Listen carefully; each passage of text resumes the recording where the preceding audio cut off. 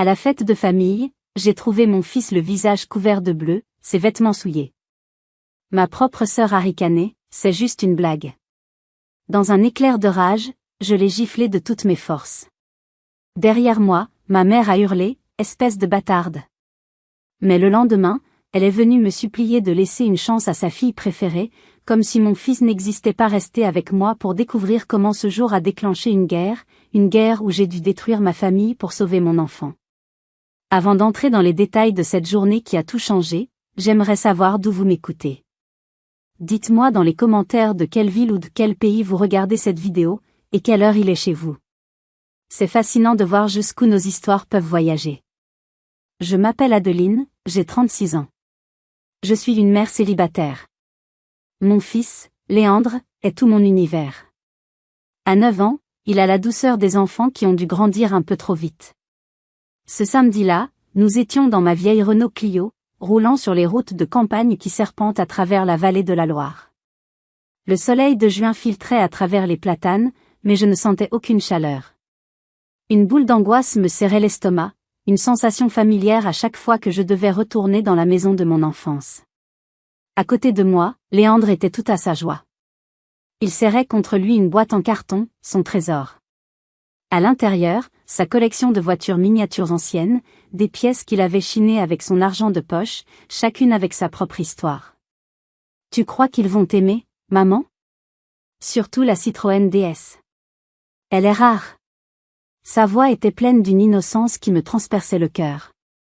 Comment lui expliquer que dans cette famille, le partage n'était souvent qu'un prélude à la destruction? Bien sûr, mon chéri. C'est une collection magnifique. Mon propre mensonge avait un goût amer. Nous nous rendions à l'anniversaire de ma nièce, la fille de ma sœur Morgane. Chaque réunion de famille était pour moi une épreuve. C'était un théâtre où chacun jouait un rôle que nos parents, Josiane et Gérard, avaient écrit pour nous il y a bien longtemps. Morgane était la princesse, la réussite éclatante. Et moi, j'étais l'autre. La déception silencieuse. En nous garant dans l'allée de gravier, j'ai pris une profonde inspiration. La façade de la grande maison me paraissait hostile, comme le visage d'un juge sévère. À l'intérieur, les rires et les conversations formaient une cacophonie qui me donnait le vertige. Ma mère, Josiane, nous a accueillis avec un baiser claquant sur la joue, son parfum entêtant me submergeant. Son regard a immédiatement balayé ma tenue, une simple robe d'été, avant de s'arrêter sur le cadeau modestement emballé que je tenais. Adeline, te voilà enfin. Sa voix contenait cette nuance de reproche à peine voilée. Le point culminant de l'humiliation est arrivé rapidement. Mon père, Gérard, a demandé à tout le monde de lever son verre pour un toast. Morgane, resplendissante dans une robe de créateur, s'est levée. Son sourire était aussi affûté qu'une lame de rasoir. Je voudrais lever mon verre à ma grande sœur, Adeline, a-t-elle commencé, sa voix dégoulinant d'une fausse bienveillance. Elle nous prouve chaque jour qu'on n'a pas besoin de la réussite matérielle, d'une belle maison ou d'une carrière florissante pour exister. Un silence glacial est tombé. Quelques parents ont tout sauté, gênés. Leur regard me fuyait. J'ai senti mes joues brûler. C'était sa spécialité, l'humiliation publique, déguisée en compliment. J'ai cherché le regard de mon père, espérant un soutien, mais il fixait obstinément le fond de son verre. Je me suis forcée à sourire, un rictus douloureux, surtout pour mon fils. Léandre, heureusement, était déjà parti rejoindre les autres enfants, sa précieuse boîte sous le bras, ignorant la cruauté de la scène. Je me suis dit que je pouvais endurer ça. Quelques heures. Juste quelques heures pour que mon fils ait un semblant de famille. Mais je me trompais lourdement. Je ne savais pas encore que je venais de livrer mon enfant en pâture, en le conduisant volontairement dans une arène où le spectacle principal serait sa propre souffrance. Je me suis isolée près de la fenêtre du salon, regardant le jardin où mon enfance avait été à la fois un paradis et une prison. Les souvenirs, comme des fantômes, refaisaient surface, toujours aussi vifs. Cette maison était pleine de leur présence silencieuse. Je me suis revue, à 17 ans, debout exactement au même endroit, serrant contre moi la lettre qui allait changer ma vie. Une lettre d'admission de l'école des Beaux-Arts de Paris. Ce n'était pas juste une école, c'était une porte de sortie. Ma seule chance d'échapper à l'ombre étouffante de ma famille. Je me souviens de l'excitation qui m'avait fait trembler des pieds à la tête. J'avais couru pour le montrer à mes parents. Mon père avait esquissé un sourire vague, mais ma mère, Josiane, avait à peine levé les yeux de son magazine. Paris? C'est bien loin.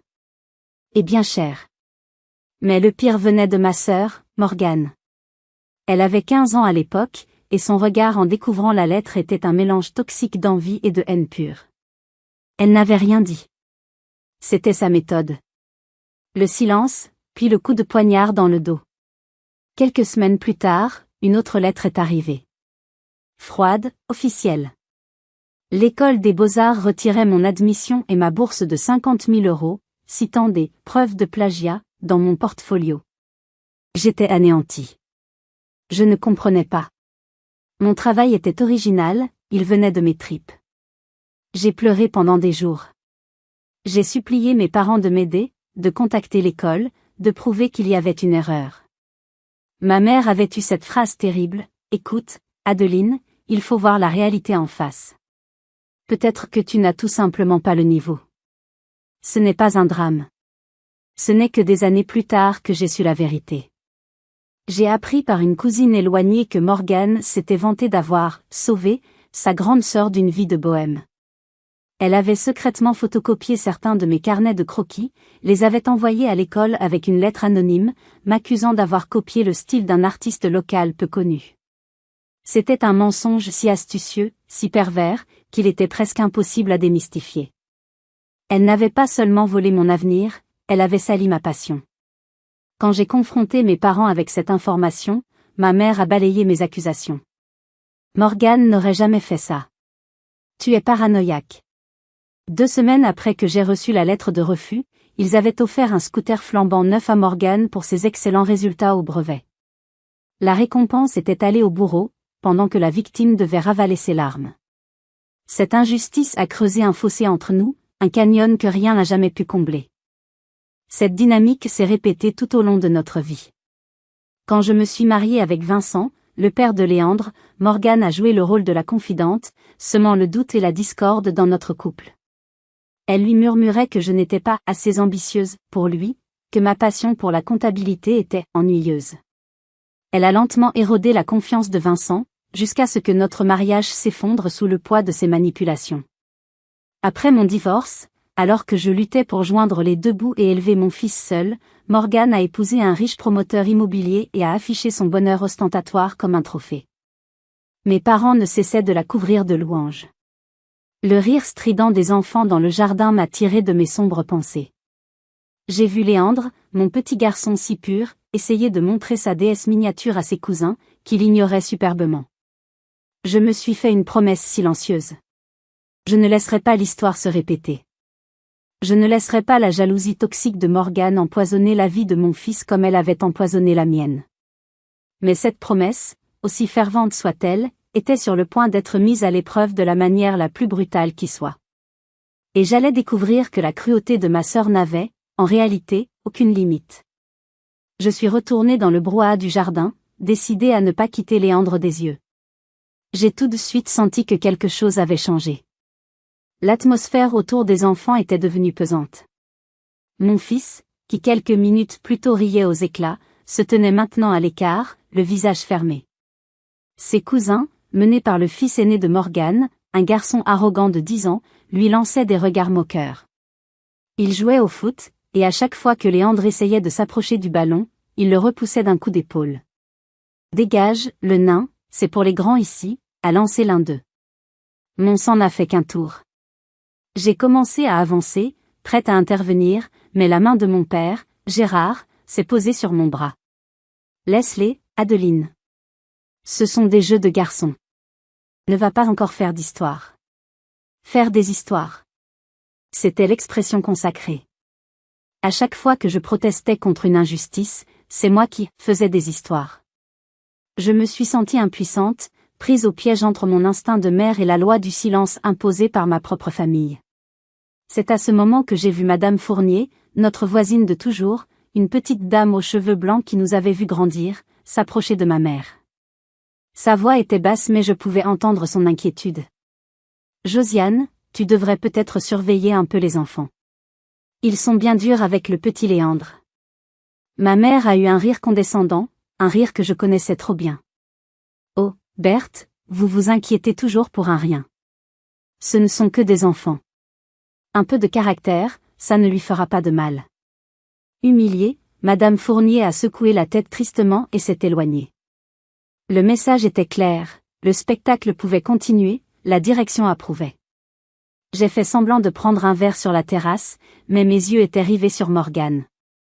Elle était assise avec sa meilleure amie, Delphine, une femme aussi venimeuse qu'elle.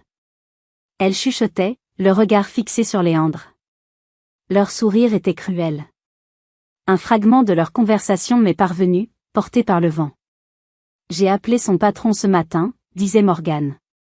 Je lui ai dit qu'Adeline avait beaucoup de problèmes familiaux en ce moment, qu'elle était souvent en retard.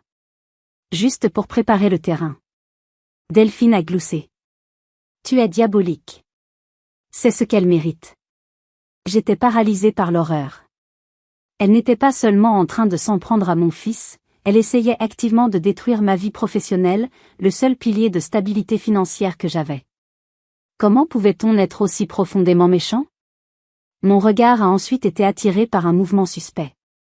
Delphine s'est levée, a marché nonchalamment vers le porche et a discrètement posé son téléphone portable derrière un grand pot de géranium. L'objectif de la caméra était pointé directement vers la pelouse, vers le coin où Léandre, seul et abattu, essayait encore de se faire accepter par les autres. La lumière rouge de l'enregistrement clignotait faiblement. Une sueur froide a perlé sur mon front. Tout s'est éclairci dans mon esprit. La remarque de Morgane au début du repas, le harcèlement des enfants, son appel à mon employeur, et maintenant ce téléphone qui filmait. Ce n'était pas une simple méchanceté spontanée. C'était un plan. Un plan méticuleusement orchestré pour humilier mon fils, à travers lui, m'anéantir. Il voulait une vidéo. Une preuve de sa détresse. Mais pour en faire quoi? À ce moment précis, si vous aviez été à ma place, qu'auriez-vous fait? Seriez-vous intervenu immédiatement, au risque de passer pour l'hystérique de service? Ou auriez-vous attendu, espérant comprendre l'ampleur de leur complot? Dites-le-moi dans les commentaires, votre opinion m'intéresse vraiment. Moi, j'étais tétanisée. Mon cœur battait à tout rompre, un tambour funèbre dans ma poitrine. Je savais que quelque chose de terrible allait se produire. C'était une certitude, froide et absolue. La toile du poison était tissée. Et mon petit garçon était sur le point de tomber dedans. Le temps semblait s'étirer, chaque seconde devenant une torture. Je voyais les enfants se diriger vers la vieille remise au fond du jardin, un endroit sombre et humide où mon père entreposait ses outils. Léandre les suivait à quelques pas, comme un agneau attiré vers l'abattoir, tenant toujours sa boîte de voiture miniature. Il espérait encore. C'est ce qui me brisait le plus, son inébranlable espoir.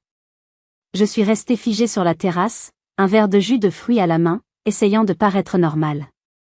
Mais à l'intérieur, je hurluais. Mon cerveau tournait à plein régime, cherchant la bonne stratégie. Si j'intervenais, Morgane dirait que je surprotégeais mon fils, que je gâchais la fête. Si je ne faisais rien. L'idée était insupportable. Puis, je l'ai entendu. Ce n'était pas un cri fort. C'était un son étouffé, un sanglot rauque de pure détresse qui a traversé le bruit des conversations et de la musique. Un son que seule une mère peut reconnaître. Mon verre s'est écrasé sur les dalles de pierre. Je n'ai plus réfléchi. J'ai couru. J'ai traversé le jardin en quelques secondes, le cœur au bord des lèvres. La porte de la remise était entr'ouverte. J'ai poussé la porte et le spectacle qui s'offrait à moi restera à jamais gravé dans ma mémoire. C'était une scène de destruction. Léandre était accroupi dans un coin, le corps secoué de spasmes. Son visage? Oh mon Dieu, son visage.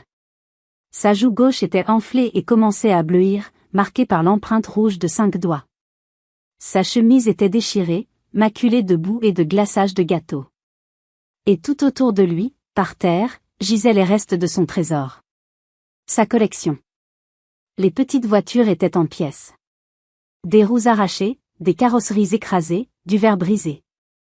La Citroën DS, sa préférée, avait été piétiné jusqu'à n'être plus qu'un amas de métal informe. C'était la vision de la cruauté à l'état pur. Je me suis agenouillée près de lui, mes mains tremblantes. Léandre. Mon amour, qui a fait ça? Il a levé vers moi des yeux noyés de larmes et de terreur. Sa petite voix s'est brisée en un murmure. Maman, s'il te plaît, dis rien. Surtout, ne dis rien. J'ai peur. J'ai peur que Tati Morgane et Mamie soient encore plus fâchées contre moi. Ces mots m'ont frappé avec la violence d'un coup de poing en pleine poitrine. Mon fils de 9 ans, blessé, humilié, ne pensait pas à sa propre douleur. Il pensait à ne pas décevoir ses bourreaux. Il avait tellement intégré qu'il était le problème, qu'il préférait souffrir en silence plutôt que de risquer leur courroux. La manipulation toxique de ma famille avait atteint sa cible la plus innocente. J'ai serré mon fils contre moi, sentant son petit corps trembler de façon incontrôlable. Je voulais hurler ma rage au monde entier. Je voulais tout détruire. Mais sa peur m'a cloué sur place. C'est alors que j'ai entendu ce son. Un gloussement. Un petit rire méprisant et amusé juste derrière moi. Je me suis retournée lentement. Morgane et Delphine se tenaient dans l'encadrement de la porte, le téléphone de Delphine toujours levé, filmant la scène. Un sourire triomphant illuminait le visage de ma sœur. Quelle performance, a-t-elle dit, sa voix pleine d'un amusement sadique. Je ne pensais pas qu'il pleurerait pour de vrai. C'est parfait. L'image du petit garçon malheureux avec sa mère célibataire paumée. Ça va faire un carton. Le mot « carton » a résonné dans le silence de la remise. Alors c'était ça, leur but. Créer une vidéo virale, une mise en scène de notre malheur pour une raison que je ne comprenais pas encore, mais dont je savais qu'elle était abjecte. La colère froide et pure qui m'a envahi à ce moment-là était différente de tout ce que j'avais jamais ressenti. Ce n'était plus de la tristesse ou de la frustration. C'était une rage meurtrière. La brume rouge de la colère a obscurci ma vision. Le monde s'est réduit à une seule chose, le sourire suffisant sur le visage de ma sœur. J'ai délicatement écarté Léandre, je l'ai aidé à se relever et je l'ai placé derrière moi, comme une lionne protégeant son petit. Puis, je me suis redressée et j'ai marché lentement vers la porte. Qu'est-ce que vous avez fait à mon fils? Ma voix était un grondement sourd, presque méconnaissable. Morgane a levé un sourcil, savourant son pouvoir. Delphine continuait de filmer, son expression avide. Non. Rien du tout. Les enfants se sont un peu chamaillés pour des jouets. Tu sais ce que c'est, non? Ah, c'est vrai, tu n'en as qu'un. Tu ne peux pas comprendre. Chaque mot était une provocation. Elle voulait me pousser à bout. Elle voulait que je craque devant la caméra. Efface cette vidéo. Maintenant, ai-je ordonné, ma voix tremblante de fureur contenue. Morgane a éclaté d'un rire cristallin et cruel. Mais tu rêves, ma pauvre Adeline. C'est de l'or en barre, ça. D'ailleurs, tu devrais me remercier. C'est alors qu'elle a prononcé la phrase qui a tout fait basculer. Il faut bien qu'il apprenne la vie, ton gamin. Il ne peut pas toujours se cacher derrière les jupes de sa mère. Il faut qu'il s'endurcisse. Tu es en train d'en faire un raté, exactement comme toi. Un raté, exactement comme toi. Ces mots ont agi comme un détonateur. Tous les non-dits, toutes les humiliations, toutes les injustices accumulées depuis 20 ans ont explosé en moi. Je n'ai plus pensé. Mon corps a agi avant mon esprit. Ma main est partie. Le son de la gifle a claqué dans l'air, sec et brutal. Un son définitif. La tête de Morgane a volé sur le côté. Le choc et l'incrédulité ont remplacé son sourire arrogant. Delphine a eu un hoquet de surprise, mais elle n'a pas arrêté de filmer. Un silence de mort s'est installé. Personne n'osait bouger. Puis, le chaos s'est déchaîné. Attirée par le bruit, ma mère, Josiane, est arrivée en trombe, son visage congestionné par la colère. Elle n'a même pas jeté un regard à Léandre qui se cachait derrière mes jambes. Elle a vu la joue rouge de Morgane et s'est tournée vers moi comme une furie. Mais qu'est-ce que tu as fait? Espèce de folle. Tu oses lever la main sur ta sœur? Elle a laissé les enfants frapper Léandre. Elle a tout filmé, ai-je crié, ma voix se brisant. Ma mère a eu un geste dédaigneux de la main, comme pour chasser une mouche. Ne dis pas n'importe quoi. Tout ça, c'est encore à cause de cet enfant malvenu, n'est-ce pas?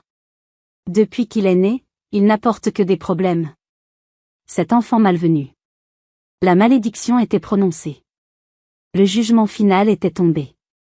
Devant ma sœur, devant son ami, devant la caméra qui tournait encore, ma propre mère venait de renier son petit-fils. De le réduire à une erreur, un fardeau. J'ai senti le sol se dérober sous mes pieds. La douleur était si intense, si physique, que j'ai eu du mal à respirer. C'est cette douleur qui m'a donné une force nouvelle. Une clarté glaciale. J'ai sorti mon propre téléphone. J'ai ignoré les cris de ma mère et les jérémiades de Morgane. Je me suis agenouillée près de Léandre. Montre à maman, mon chéri.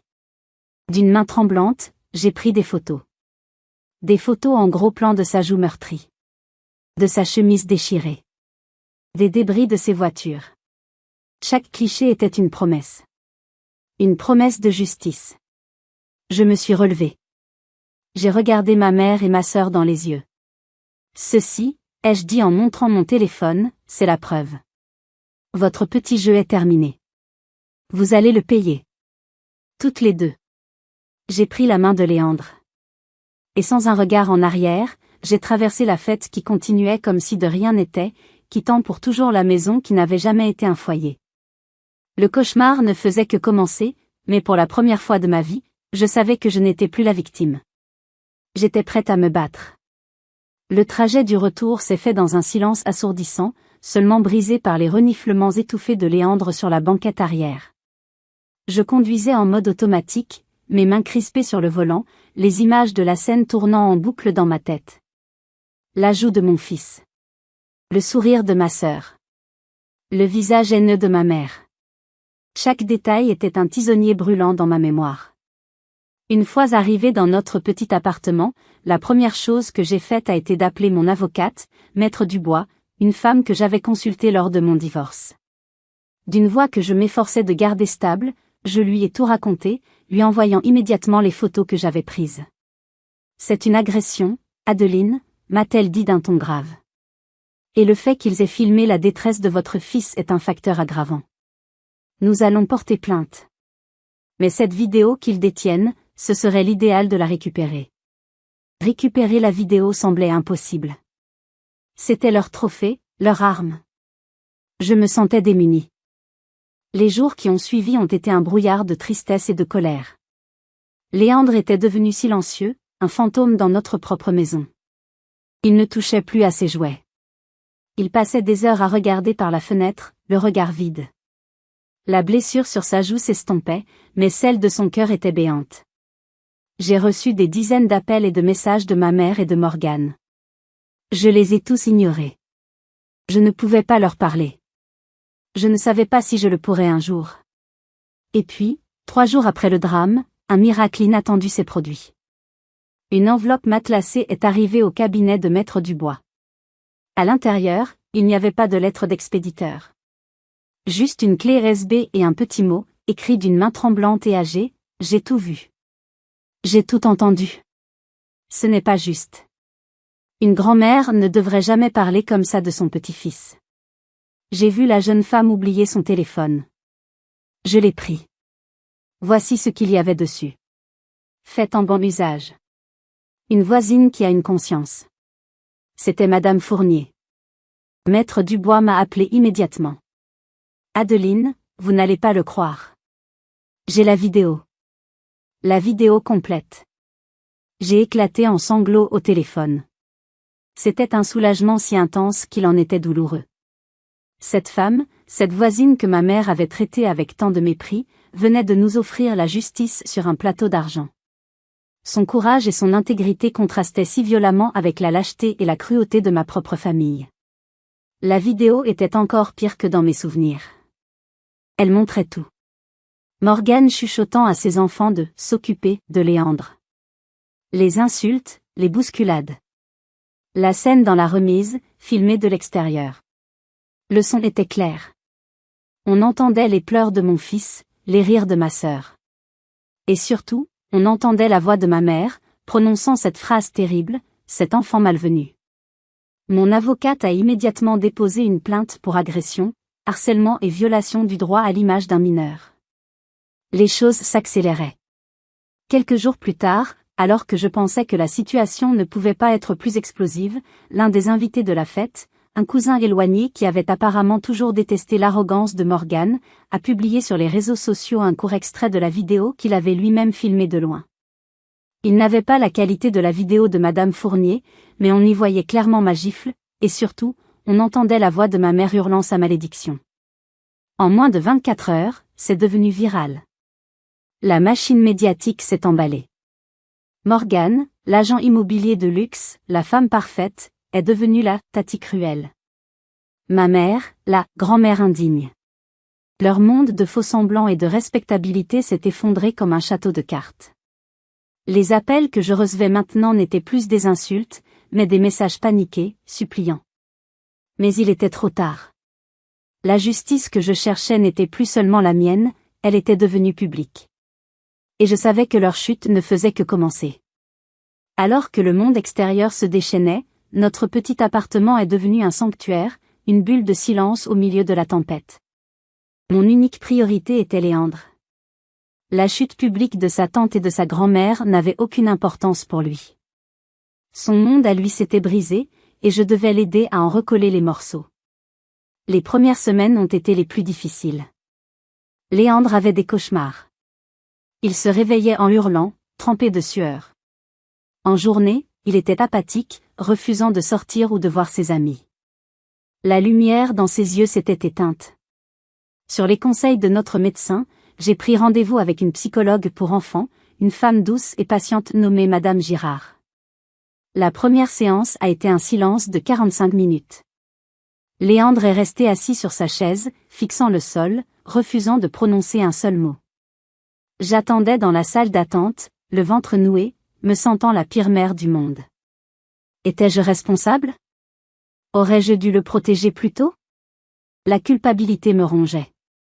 À la fin de la séance, Madame Girard m'a rassurée. C'est normal. Il a besoin de temps pour faire confiance. Le plus important, c'est que vous soyez là, Adeline. Votre présence est son encre. Puis, un soir, le téléphone a sonné. C'était un numéro que je ne reconnaissais pas. J'ai hésité, puis j'ai décroché. Adeline? C'est Vincent. Mon ex-mari. Nous avions à peine échangé quelques mots polis depuis des années. Sa voix était tendue. J'ai vu la vidéo. Un ami me l'a envoyée. Adeline, je suis tellement désolée. Je n'imaginais pas. Je n'ai jamais imaginé qu'elle pouvait être comme ça. Comment va Léandre? Pour la première fois depuis notre séparation, j'ai entendu une véritable inquiétude dans sa voix. Pas de reproche, pas de justification. Juste de l'inquiétude. J'ai ravalé ma fierté et je lui ai tout dit.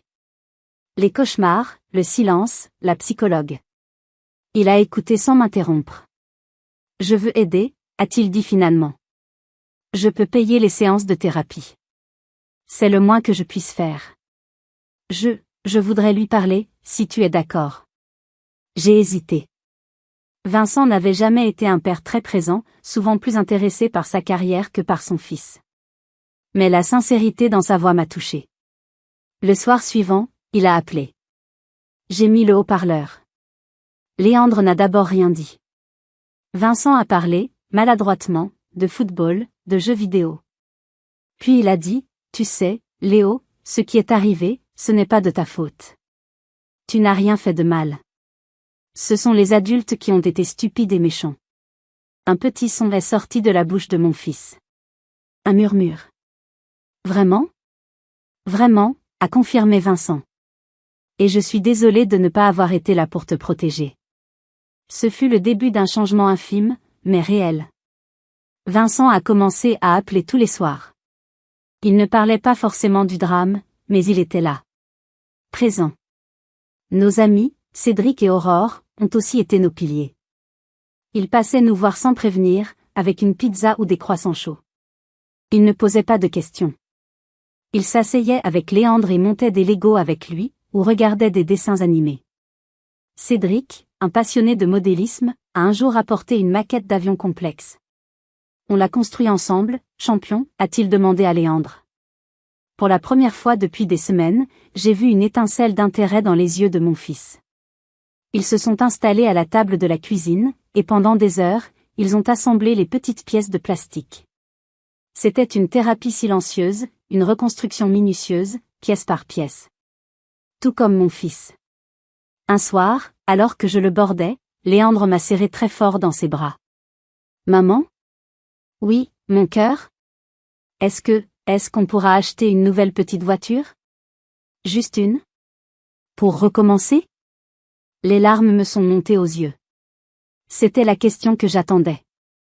Le signal que la vie, malgré tout, reprenait ses droits. Mon fils était prêt à reconstruire son monde, et je serais là à chaque étape pour lui donner les pièces. Si vous êtes arrivé jusqu'ici, laissez un commentaire pour nous dire ce que vous auriez fait à la place d'OP. Vous pouvez aussi écrire simplement le chiffre 1 pour montrer que vous suivez encore. Et dites-nous, vous regardez cette histoire depuis quelle région ou quel pays? Alors que Léandre commençait doucement à remonter la pente, je devais faire face à mes propres démons. La réapparition de Vincent dans nos vies, bien que bénéfique pour notre fils, a rouvert des blessures que je pensais cicatriser. Chaque appel téléphonique, chaque marque d'intérêt de sa part me ramenait à notre passé, à l'échec de notre mariage, un échec orchestré en coulisses par Morgane. Un samedi après-midi, Aurore est passée prendre le café. Elle a vu mon air soucieux. Qu'est-ce qui ne va pas, Adeline? Tu as l'air à 1000 lieues d'ici. J'ai soupiré. C'est Vincent. C'est bien qu'il soit là pour Léo, vraiment. Mais, ça me perturbe. Ça me rappelle à quel point Morgane a tout détruit. Aurore a posé sa tasse et m'a regardé avec bienveillance. Tu ne lui as jamais vraiment raconté, n'est-ce pas? La façon dont elle s'y est prise. J'ai secoué la tête. J'avais toujours eu trop honte, trop mal. Mais peut-être qu'il était temps. Je me suis lancée. Je lui ai raconté les débuts de mon histoire avec Vincent. Nous étions heureux, amoureux. Mais Morgane était toujours là, comme une ombre. Elle se présentait à l'improviste à nos dîners en tête-à-tête. Elle appelait Vincent, pour prendre de ses nouvelles, lui racontant à quel point j'étais stressée, difficile à vivre, en ce moment. Elle lui a menti effrontément, prétendant que je lui avais confié des doutes sur mon amour pour lui. Elle a un talent pour ça, ai-je expliqué à Aurore, la gorge serrée. Elle prend un grain de vérité, oui, j'étais parfois fatiguée par mon travail et elle le transforme en une montagne de mensonges. Elle a dit à Vincent que je regrettais de m'être installée avec lui si vite, que je voulais profiter de ma jeunesse. Vincent, qui était plus jeune et un peu naïf à l'époque, a commencé à douter. Il est devenu distant, méfiant. Nos conversations se transformaient en interrogatoires. Chaque sortie avec mes amis devenait un motif de suspicion. J'essayais de le rassurer, mais le poison de Morgane avait déjà fait son effet. Je me souviens d'une dispute particulièrement violente. Morgane s'inquiète pour toi, pour nous, m'avait-il crié.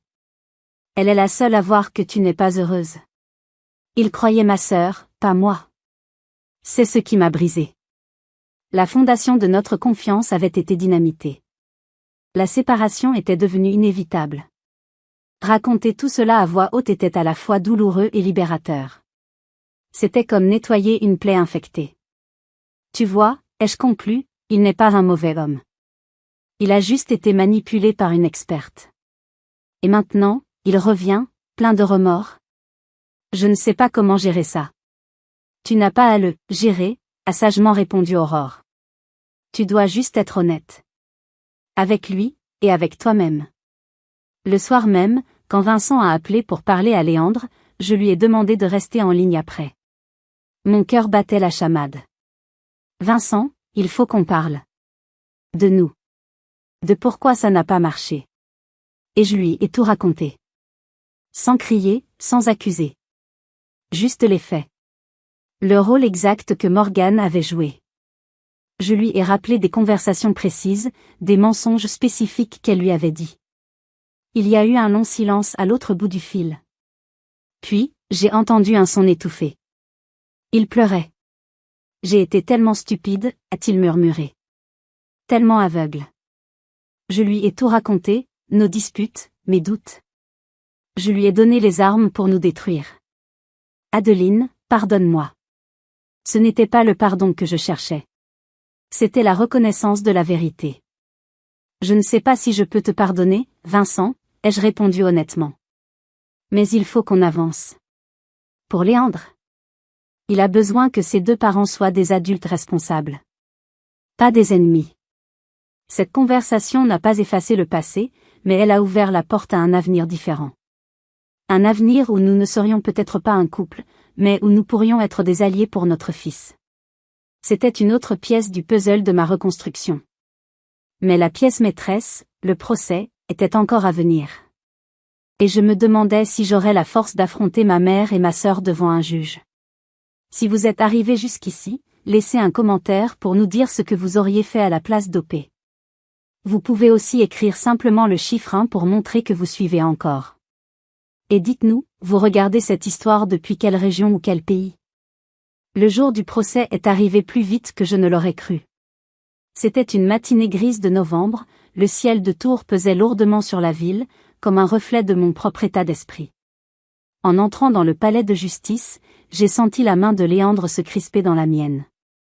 Il n'était pas obligé de venir, mais il avait insisté. Je ne veux plus avoir peur, maman, m'avait-il dit la veille. Sa force me donnait du courage.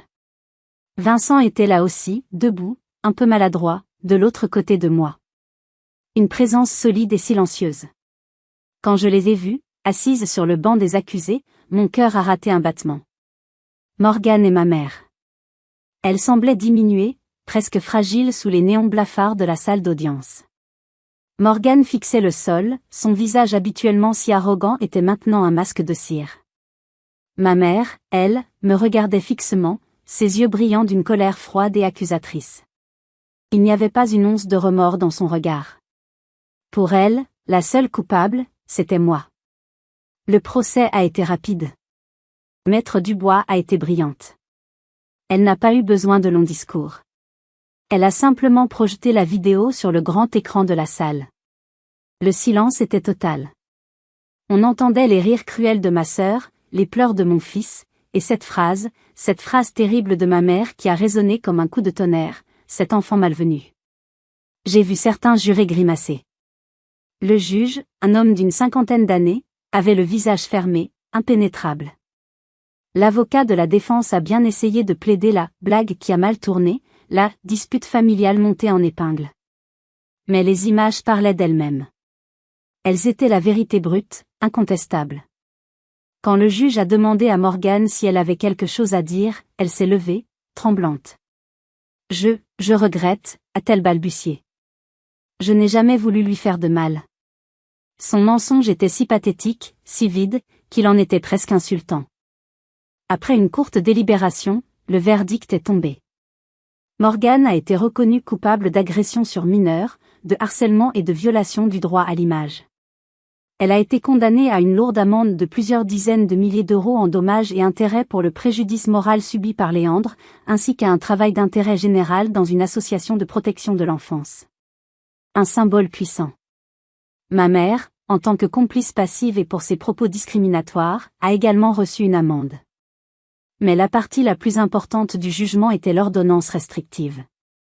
Le juge a été très clair, interdiction formelle et définitive pour Morgane et Josiane de nous approcher, moi ou Léandre, à moins de 200 mètres, et interdiction de nous contacter par quelque moyen que ce soit. C'était fini. Un mur légal venait d'être érigé entre leur toxicité et notre paix. En sortant du tribunal, je n'ai pas ressenti de joie, ni de triomphe. Juste un profond soulagement. C'était comme si un poids de 1000 kilos venait d'être retiré de mes épaules. Le poids de l'injustice, de la peur, du silence. J'étais libre.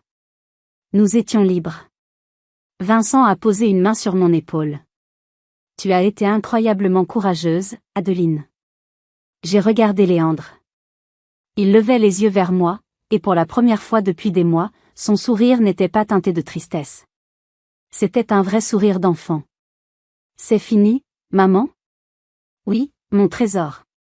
C'est vraiment fini. Le week-end suivant, Léandre avait un match de foot. Il pleuvait légèrement, mais l'ambiance sur le terrain était électrique. Depuis le banc de touche, je les regardais courir, se battre pour le ballon avec une détermination nouvelle. À un moment, il a intercepté une passe, a dribblé 2 adversaires et a tiré. Le ballon est allé se loger en pleine lucarne. Un but magnifique. Ses coéquipiers se sont jetés sur lui, l'acclamant. Et moi, sur le bord du terrain, j'ai crié de joie, j'ai applaudi jusqu'à en avoir mal aux mains. Les larmes coulaient sur mes joues, se mêlant à la pluie, mais cette fois, c'étaient des larmes de fierté et de bonheur. Mon fils n'était plus la victime. Il était le héros de sa propre histoire. Et notre avenir, enfin, nous appartenait. 1 an s'est écoulé. Une année de première fois.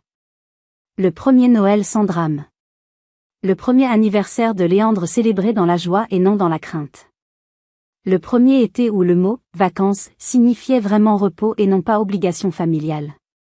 Notre vie a trouvé un nouveau rythme, paisible et serein. L'argent des dommages et intérêts, je l'ai placé sur un compte bloqué au nom de Léandre, pour ses études, pour son avenir. C'était le seul moyen de transformer cet argent sale en quelque chose de positif. Morgane, j'ai appris qu'elle avait dû vendre son luxueux appartement pour payer l'amende et les frais de justice. Sa carrière était ruinée. Elle avait disparu de la circulation.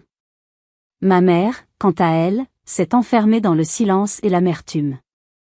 Je n'ai plus jamais eu de leurs nouvelles, et je n'en ai jamais cherché. Le chapitre était clos, le livre refermé pour de bon. Notre petit appartement est devenu un véritable foyer. Les murs sont maintenant couverts des dessins de Léandre et des photos de nos amis. Cédric et Aurore font partie de notre quotidien. Ils sont l'oncle et la tante que Léandre n'a jamais vraiment eu. Vincent est devenu un père. Pas un père parfait, mais un père présent. Il vient chercher Léandre un week-end sur 2. Je les vois partir, complices, discuter de foot et de jeux vidéo, et mon cœur, au lieu de se serrer, se sent en paix. Nous avons réussi à construire une relation de coparentalité saine, basée sur le respect et l'amour pour notre fils. Et puis il y a Madame Fournier. Notre ange gardien. Une fois par mois, nous allons lui rendre visite dans sa petite maison près de chez mes parents. Nous lui apportons des gâteaux que Léandre et moi avons préparés. Nous nous asseyons dans son salon qui sent la cire d'abeille et nous écoutons ses histoires du vieux temps. Elle ne parle jamais de ce qui s'est passé, mais son regard posé sur Léandre est plein d'une tendresse infinie. Elle est devenue la grand-mère de cœur de mon fils. Un après-midi de septembre, Léandre et moi étions au bord de la Loire. Il avait apporté sa nouvelle collection de voitures miniatures, encore plus belles et plus grandes que l'ancienne. Il les alignait sur le muret en pierre, me racontant l'histoire de chacune. Il s'est arrêté soudainement et s'est tourné vers moi, son visage sérieux. Maman, je suis content qu'on soit juste tous les deux. Moi aussi, mon amour. Mais on n'est pas vraiment seuls, hein? On a aussi Cédric, Aurore, et papa, et même Madame Fournier. J'ai souri. Tu as raison. C'est ça, notre famille. Il a hoché la tête, une compréhension profonde dans ses yeux d'enfant. La famille, c'est les gens qui nous protègent, c'est ça? C'est exactement ça, mon chéri. Cette journée au tribunal n'a pas été une fin, mais un commencement. Elle m'a appris la leçon la plus dure et la plus importante de ma vie. La famille, ce n'est pas une question de sang. Ce ne sont pas les liens qui nous sont imposés à la naissance. La vraie famille, c'est celle que l'on choisit. Ce sont les gens qui se présentent quand tout le monde s'en va. Ce sont les mains qui vous aident à vous relever quand vous êtes à terre. Ce sont les cœurs qui vous aiment non pas malgré vos faiblesses, mais avec elles. J'ai dû détruire ma famille biologique pour survivre, mais dans les ruines, j'en ai construit une nouvelle, plus forte, plus vraie, basée sur l'amour et le respect. Mon fils n'est plus un enfant malvenu. Il est un garçon aimé, entouré, protégé. Il sait qu'il a de la valeur, non pas parce que quelqu'un le lui accorde, mais simplement parce qu'il existe. Cette histoire est la mienne, mais je sais que je ne suis pas la seule. La toxicité familiale est un poison silencieux qui détruit tant de vies. C'est pourquoi je vous pose la question, avez-vous déjà dû faire le choix douloureux de vous éloigner de votre propre famille pour protéger votre bien-être ou celui de vos enfants? Si vous vous sentez de le faire, partagez votre expérience dans les commentaires. Vos histoires comptent, elles peuvent aider d'autres personnes à se sentir moins seules. Merci de m'avoir écouté jusqu'au bout. Si mon histoire vous a touché, n'hésitez pas à laisser un j'aime, à la partager, et à vous abonner pour ne pas manquer les prochaines. Prenez soin de vous, et souvenez-vous, vous avez le droit de choisir votre famille.